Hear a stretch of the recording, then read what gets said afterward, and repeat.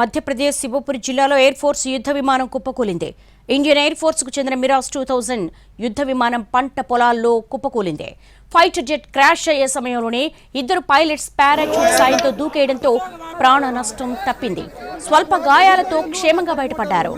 మధ్యప్రదేశ్లోని శివపురి సమీపంలోని పంట పొలాల్లో కూలినటువంటి మిరాజ్ 2000 జెట్ ఫైటర్ ని మరొకసారి చూస్తున్నాము. ఇద్దరు పైలట్లలో ఒకరికి గాయాలైనట్టుగా ఎన్టీవీ స్క్రీన్ మీద ఎక్స్క్లూజివ్ గా మనం చూస్తున్నాము.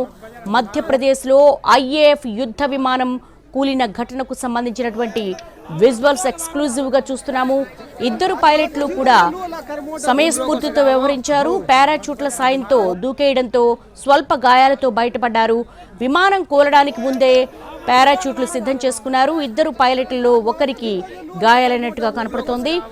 మధ్యప్రదేశ్లో ఐఏఎఫ్ యుద్ధ విమానం కూలిన ఘటనకు సంబంధించినటువంటి విజువల్స్ ఎన్టీవీ స్క్రీన్ మీద ఎక్స్క్లూజివ్ గా చూస్తున్నాము.